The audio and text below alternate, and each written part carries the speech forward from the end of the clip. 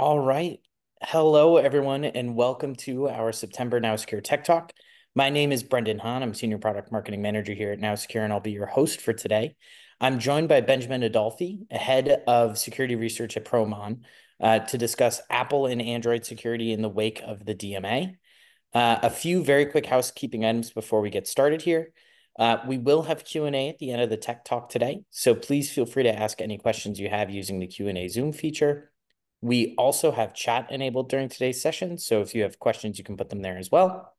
A recording of the session will be sent to you via email and will also be available on NowSecure Academy.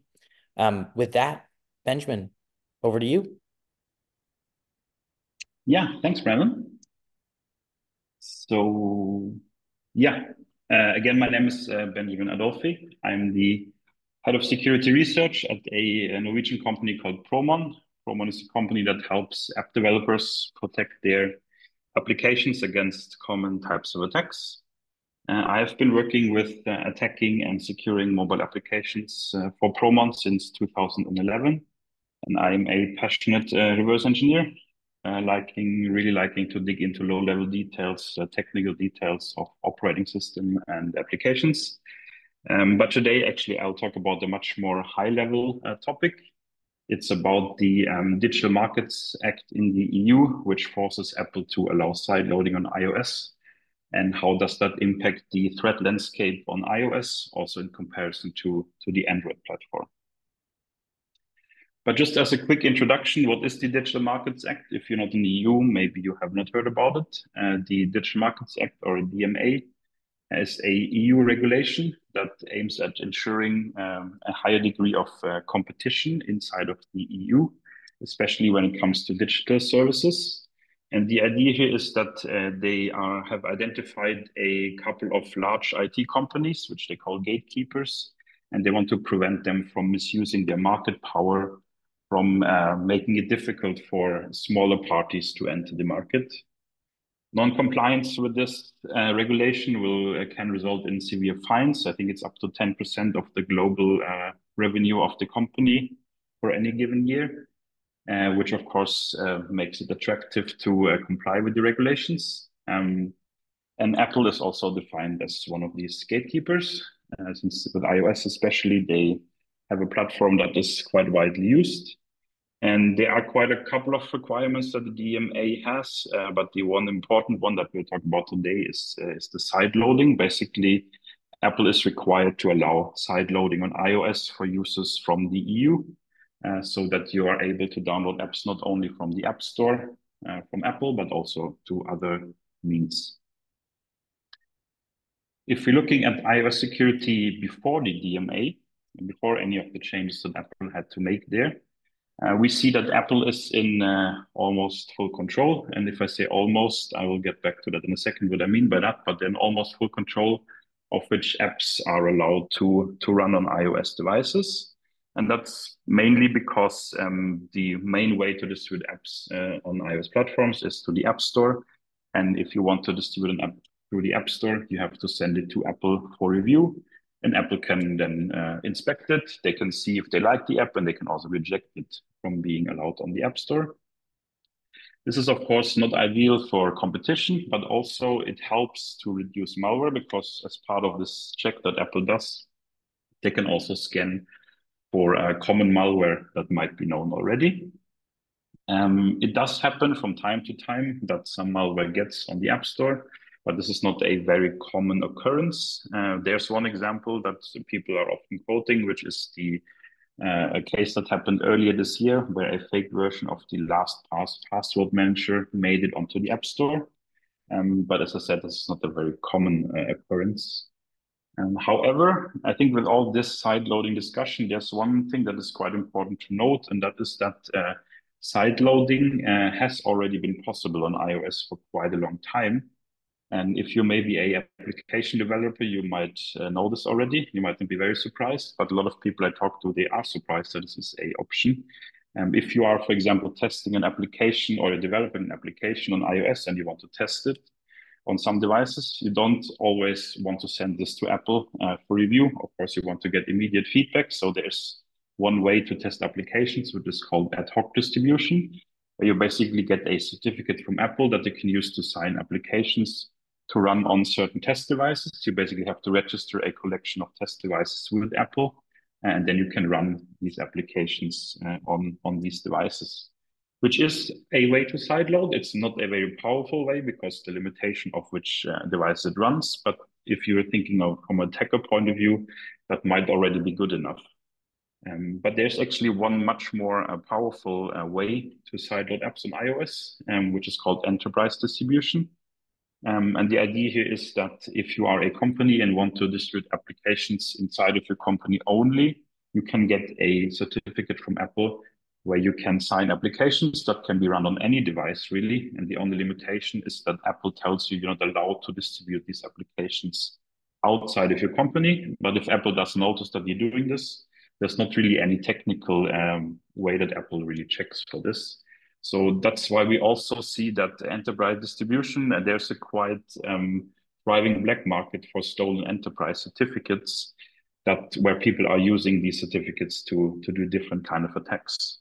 So this is something that is completely independent of the DMA and the change that Apple made. This has already been here since basically forever. And I think that's an important thing to note here. Sideloading is not a very new thing on iOS. It just means that with the changes Apple will make or has made, it will be more accessible to people because you don't have to be a developer or you don't have to be a company or have to maybe have a stolen certificate for doing it. But what did Apple now do to comply with the DMA? What kind of sign loading did they enable for everybody? And this is only for people that are located in the EU. So everybody outside of the EU will not have access to this, at least for now. What Apple has added in iOS 17.4 is a way for people located in the EU to install what they call third-party marketplaces, which are basically alternative app stores, which you can use to download apps from sources other than Apple. And then in iOS 17.5, they added a second distribution method, which is what they call web distribution, where you can go to a web page and download an application from there. If you're looking a bit at how third-party marketplaces works, I'm located in the EU. I tried this myself. It's actually a very annoying process. It's a very long process. And I was highly motivated to try it out because I wanted to understand how it works. But I think a lot of people were just a bit discouraged by the complications you go through by installing apps through this way and probably just go back to installing things from the App Store. And I guess that's kind of a bit the intention that Apple has as well. They want to make it as complicated as possible and give away as little control as possible, but comply enough to be good enough for the DMA. But we see Apple has added a second distribution method a bit later. So I guess there was some pressure to do more and potentially there might be more things to come there as well. That's what Apple has implemented right now. And I think from a security perspective, having this web distribution method sounds already quite scary and sounds quite similar to things that you could do on an Android, at least on the surface. Because you could imagine doing a social engineering attack where someone tricks you to go on a web page and download some app from there, and then suddenly you have installed a malicious application on your device. But it's not like everybody can just do this distribution methods, especially for the web distribution. Apple has really, really high requirements for the entities that want to do this. So, for example, for web distribution, you have to have been a member of the Apple Developer Program for 2 years without any complaints. And also you have to have an application on the App Store already that has been downloaded more than 1 million times over a period of 1 year, which makes it much less attractive for attackers because you have to be in that situation first to do these kind of distribution methods. But of course, it also means that competition is not really able, at least if they're smaller companies, able to do these kind of things either. So it's not maybe completely in the spirit of the DMA either. And another thing that is important to note is that no matter how you're distributing applications with this, be it through third-party marketplaces or through web distribution, before you are actually able to do this, you cannot just upload any app there. You have to send an application to Apple first, where Apple will do what they call notarization, meaning that they will review the app to a certain degree. I'll get back to that in a bit later. but it's basically very similar to the App Store review process. So also these applications getting distributed through web or third-party marketplaces will be reviewed by Apple. So it's actually not very different from just going through the App Store from a review point of view. If we think a little about what's the impact on iOS platform security of this, I would claim the impact is actually very small. The biggest impact is on Apple because they will lose some of their control, which of course is kind of in the spirit of the DMA. But from a security point of view, I don't think a lot of things are changing with the things that Apple has already done. And the reason for that is that there are still some safeguards in place also with these distribution methods, which are really roadblocks for attacker and make it very little attractive for an attacker to actually use these distribution methods for performing attacks. And these safeguards are first that it still is the case that for every application that runs on an iOS device, no matter if it's through the App Store, through sideloading somehow, or through enterprise distribution, all of these require that the application is signed by a certificate that Apple has issued, which means that you cannot just do what you could do on Android. What you can do on Android is you just make your own certificate and sign any application and distribute it to any device. You have to ask Apple for a certificate.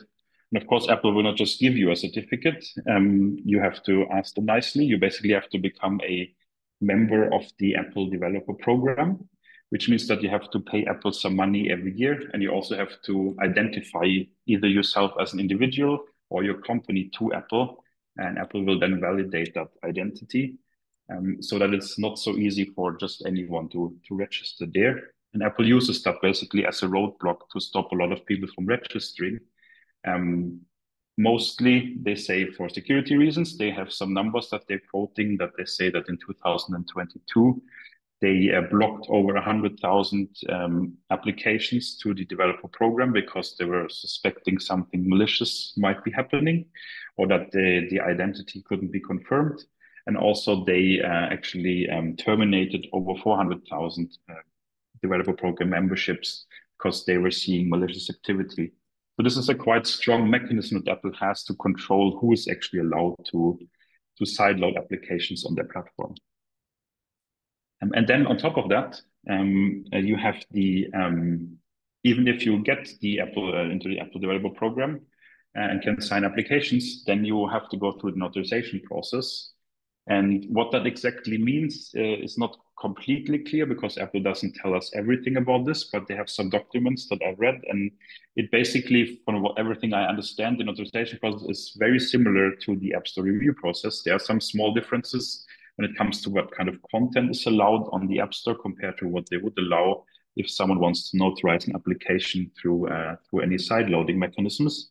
But from a security point of view, they have a two-step process where they would first do a automatic scan of the application and that is being submitted for authorization. And there they can, for example, look for common types of malware that you might find in iOS apps. And then they have a second step where they would do a human review, which could find things that are difficult to find with an automatic scan. For example, you could imagine a social engineering attack, which would be quite difficult to see in an automatic scan. And only if these tests are all passing will Apple notarize the application, and then you will be able to distribute it through a third-party marketplace or through web distribution.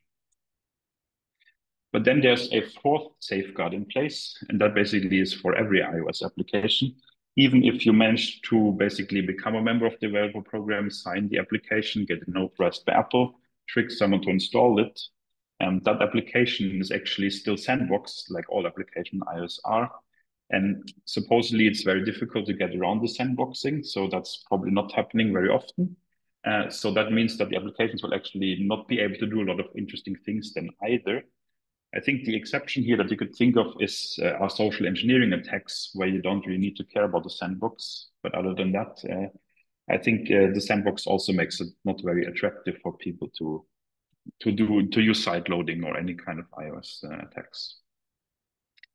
So as I said, these safeguards are quite strong in my opinion, and I think because they are still in place with these changes, I don't think there's any reason to be in panic because of these changes, because there's still quite a lot of strong safeguards there. But if you look a bit in the future, I think there are some questions we can ask ourselves. think one question is now I've been talking about DMA and the EU, and the question is, should you care if you're not in the EU? I think that depends a bit. You could say that your application may be, or you are maybe not located in the EU, but it might be modified and sideloaded in the EU. So that might be a concern. But also we see that this is not something that necessarily is contained to the EU in the future. We see already that Japan has recently signed a law that is very similar to the DMA, where they require Apple also to allow sideloading. And I think also in South Korea, they're getting close to something similar. Also in the US, I think there's a DOJ antitrust lawsuit against Apple right now, which goes in a similar direction. So I think since Apple already did this for the EU, there's a big possibility that this is also coming to other territories.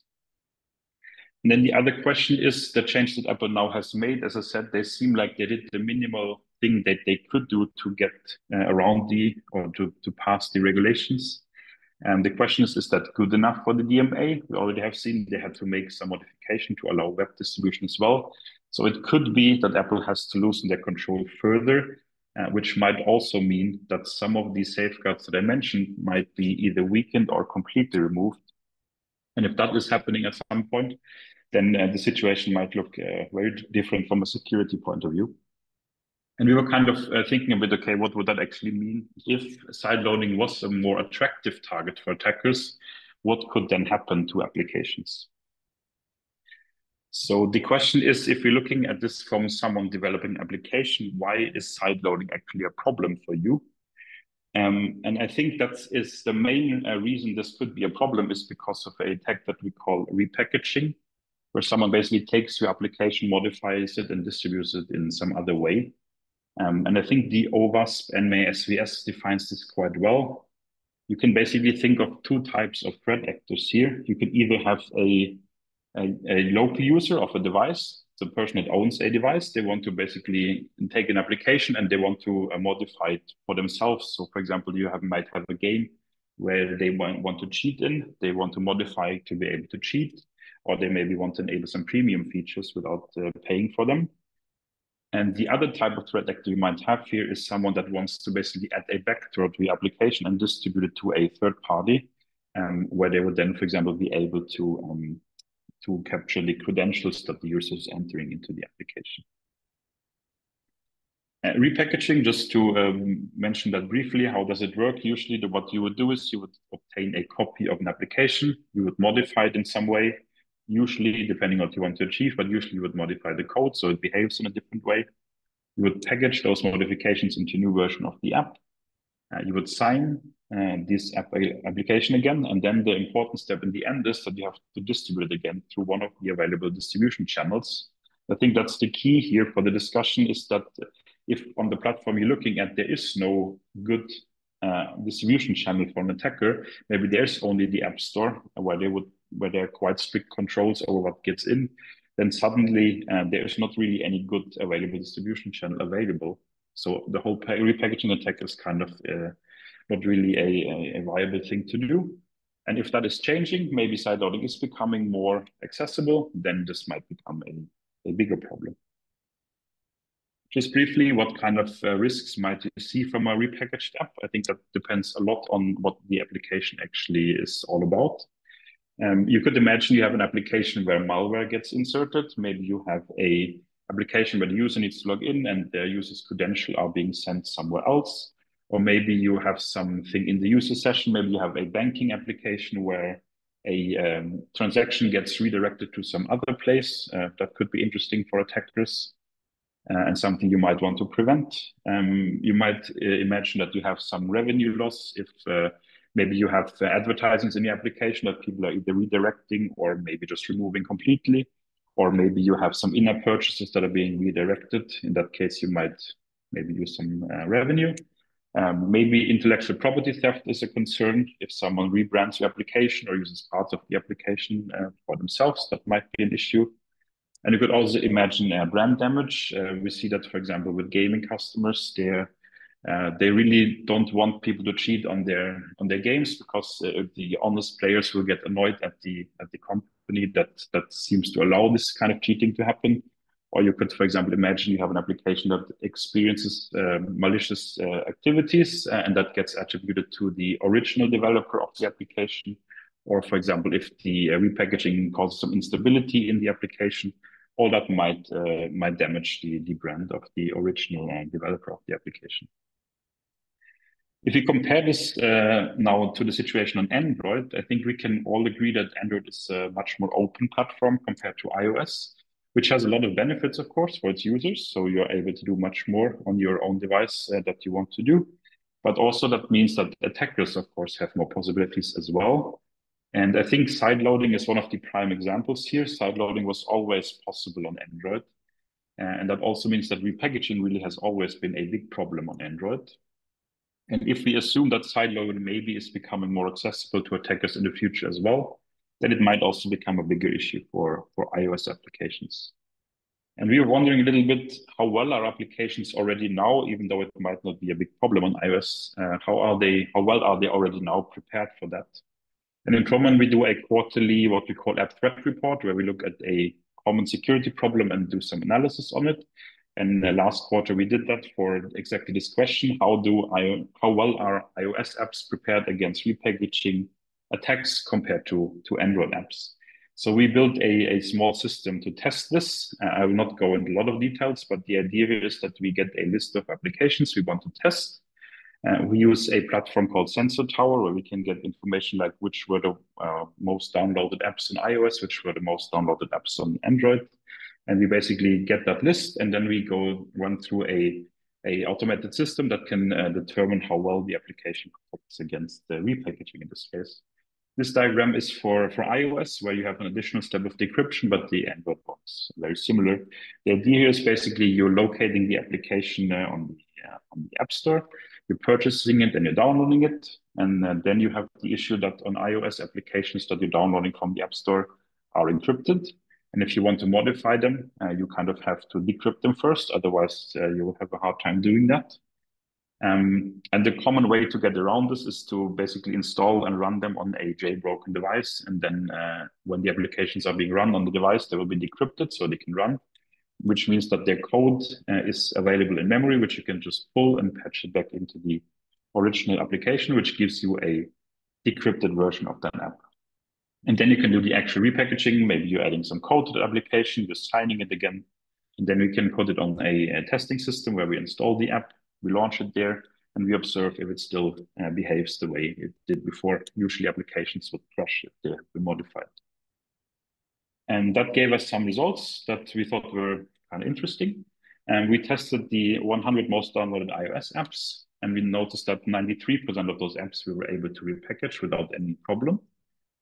So most of them we could. And those are really big apps that have been downloaded almost 5 billion times over the past year. They have generated almost 11 billion US dollars in revenue last year. So these applications really, if they consider this to be a problem, they could do something about it. But it seems like they don't really do. And I think that's fair enough. As I said, right now, I think the situation is still so that it's not really a big issue for iOS apps, but it might change in the future. If we look at the Android side of things, it's a bit different. There we see that we could only repackage 62% of the apps, which indicates to us that Android developers take this more seriously, which makes sense because sideloading, of course, is much more easy, and then also repackaging is much more easy on Android, the way it is right now. And that's all I have to say today, but I'm glad to answer any questions that you might have.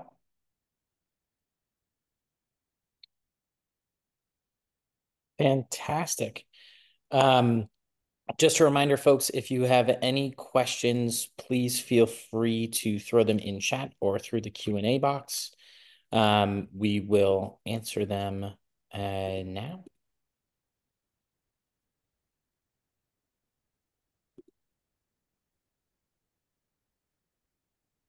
Benjamin, I did have a question specifically about the repackaging.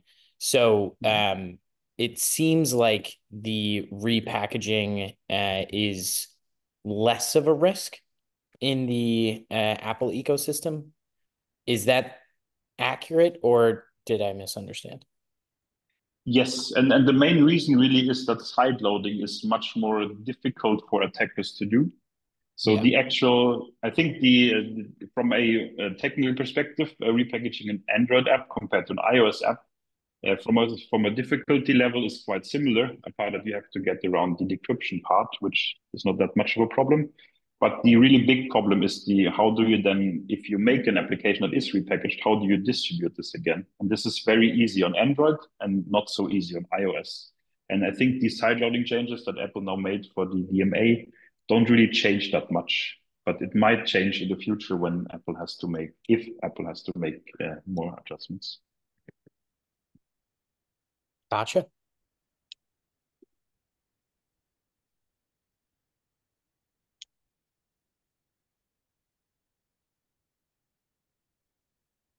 Okay, great. Well, maybe while we wait for any other questions, if we can move forward just for a quick plug.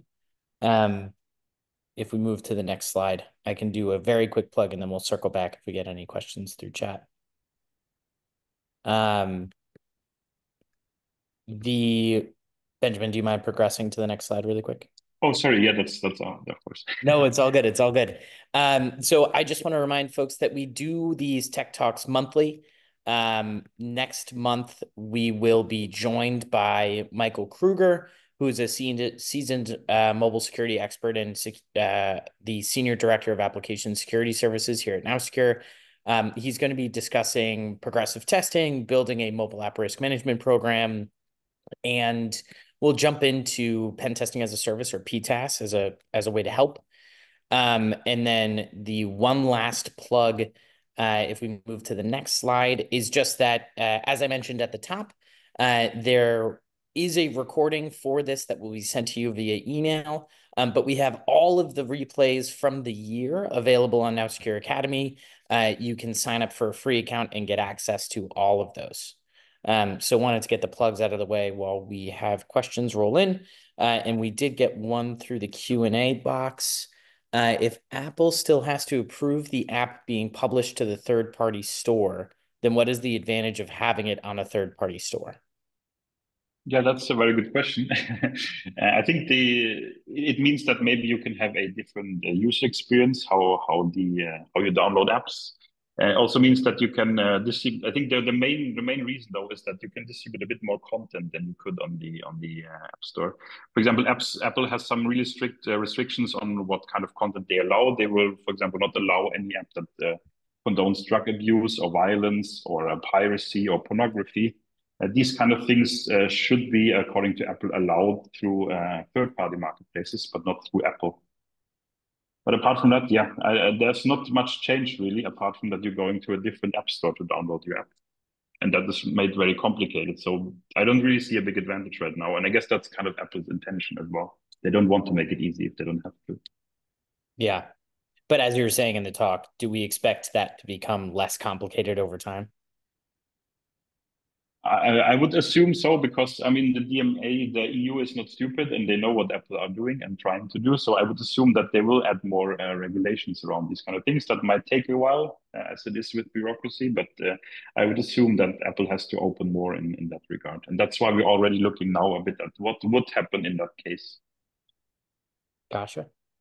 We do have one other question that came in through chat. How well is Promon app shielding able to protect the app against repackaging? That's a good question, and of course, nice for Promon that I talk about this a little bit. Of course, Promon, our Promon Shield product, as it's called, will protect you against repackaging. That's one of our main features, of course, because I think from a application security perspective, it's very important that the application has not been modified. If the application has been modified, then you really cannot trust your application anymore. So this is like one of our basic features that we have that is really the baseline of anything else we put on top. Great. All right. That gets us to the end of Q&A. I will close us out here. I just want to say thank you. Benjamin, thank you so much for a fantastic session. This was great for a good, it was a great way to get a handle on Apple and Android's response post DMA. So this was super helpful.